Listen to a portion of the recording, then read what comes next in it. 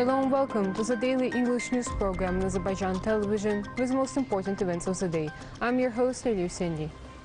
On June 2nd, President of the European Council, Charles Michel, called President of the Republic of Azerbaijan, İlham.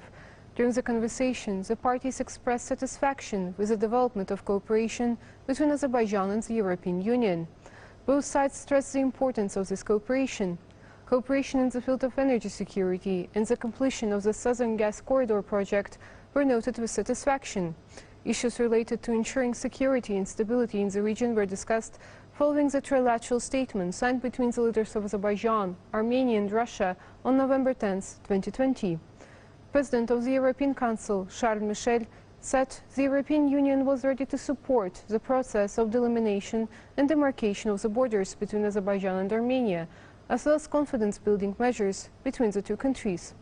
Charles Michel called on both sides to cooperate on detainees, mines and other humanitarian issues in the conditions of full transparency. President İlham noted that Azerbaijan was ready to start negotiations to sign a peace agreement with Armenia, but said that Armenia had not yet responded to this call. President of the European Council, Charles Michel, called on both sides to hold talks in a constructive atmosphere. During the phone conversation, both sides expressed interest in ensuring peace and security in the South Caucasus. They also stressed the importance of the European Union's Eastern Partnership Programme and exchanged views on the upcoming summit.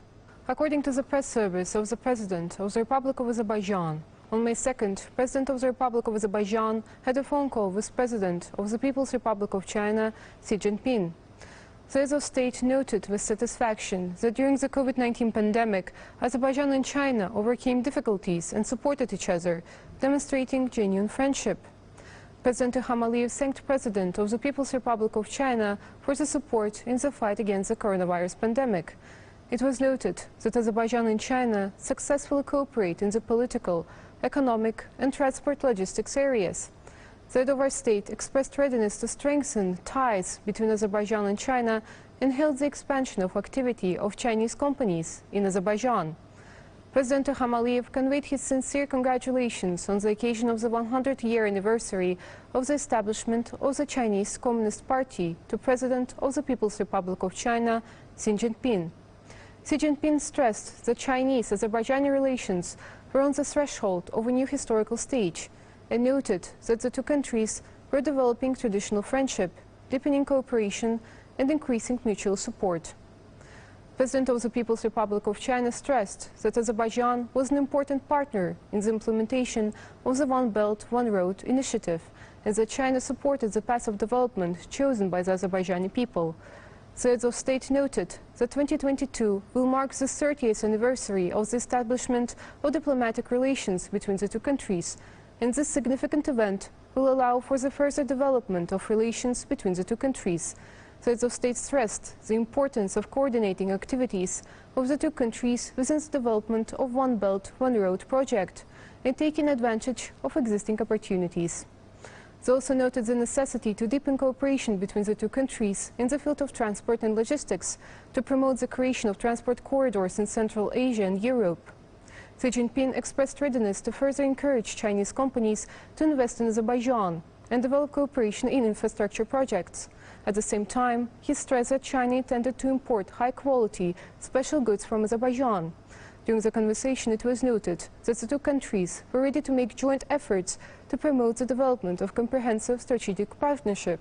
The heads of state expressed mutual support for the territorial integrity and sovereignty of their countries. President İlham wished the People's Republic of China success in organizing the 2022 Beijing Winter Olympics and Paralympics. President İlham continues to receive messages of congratulations on the occasion of the 28th of May, the Republic Day.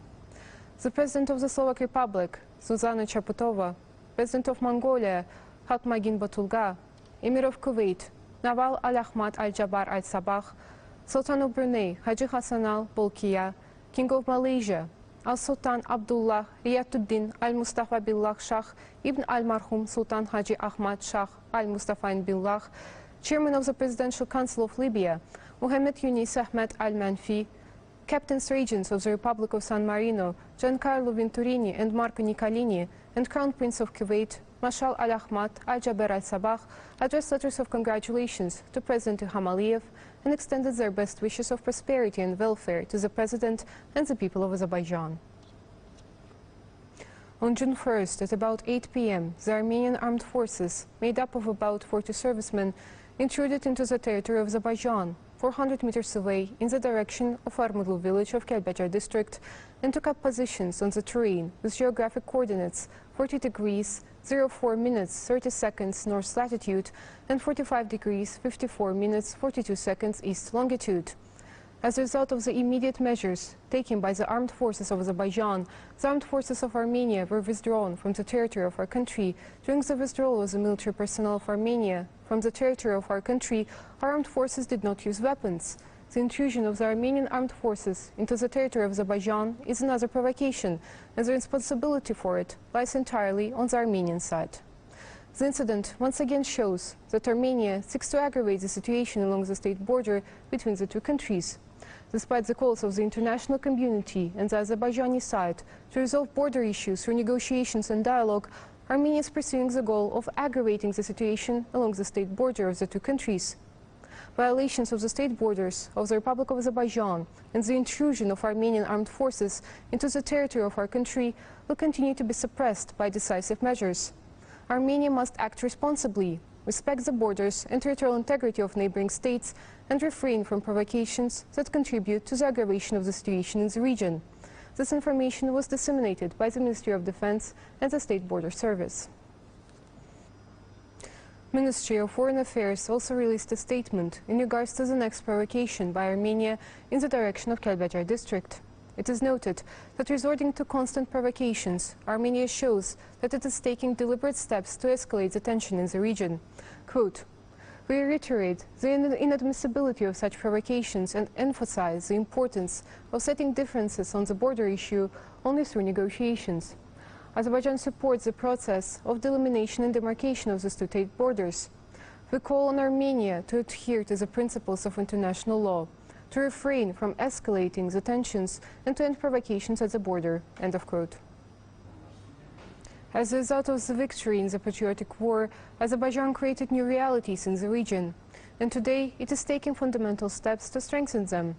Defeated Armenia, due to the globalization of certain issues and artificial tension in the region, is trying to refuse to fulfill the conditions arising from the November 10 statement. In recent days, open demarches by revanchist forces have further exacerbated the uncertainty over the trilateral statement.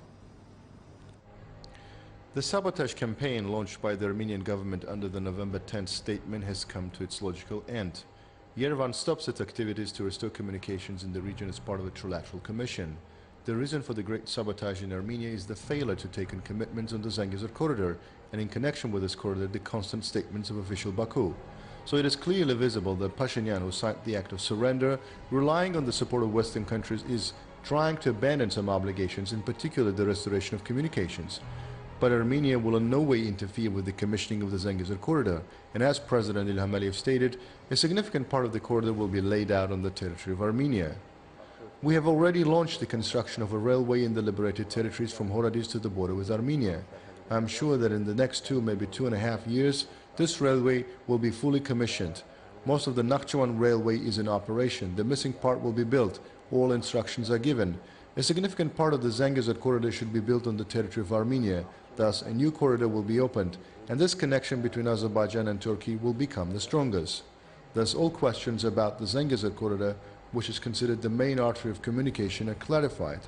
Pashinyan and the revanchist forces are making plans to implement the transport routes reflected in the November 10th document, bypassing the concessions demanded from Armenia.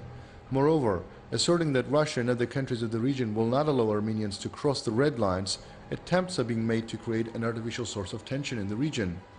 Undoubtedly, Nikol Pashinyan's visit to Europe actually serves to reduce the legal weight of the November 10th statement, which was also signed by Russia.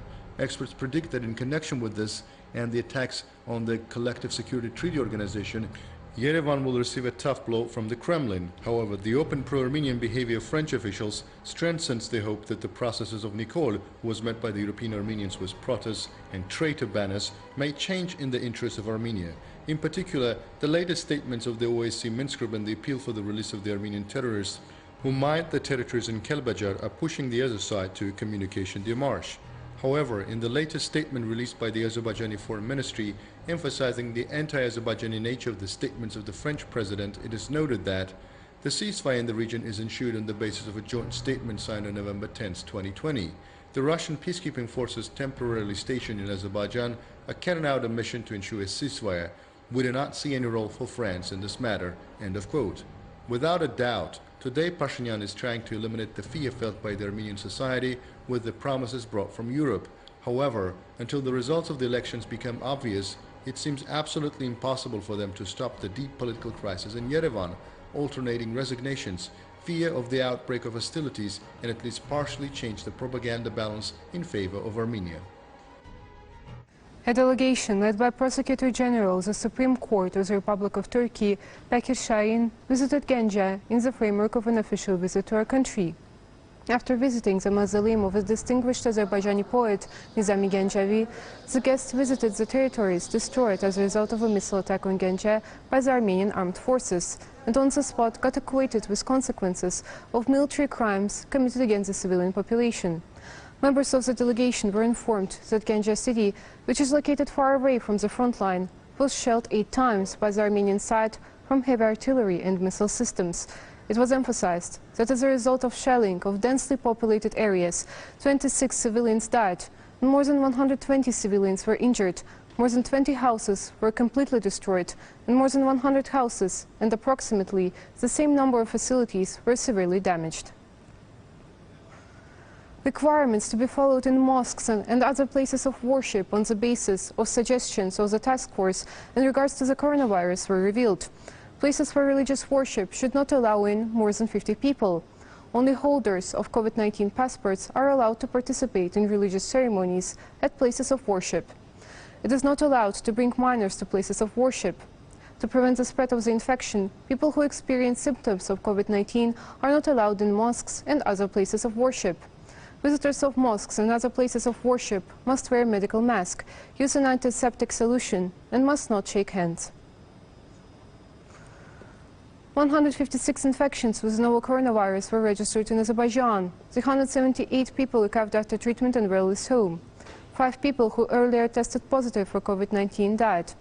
The overall confirmed cases in Azerbaijan have reached 334,288, with 325,418 recoveries and 4,926 deaths.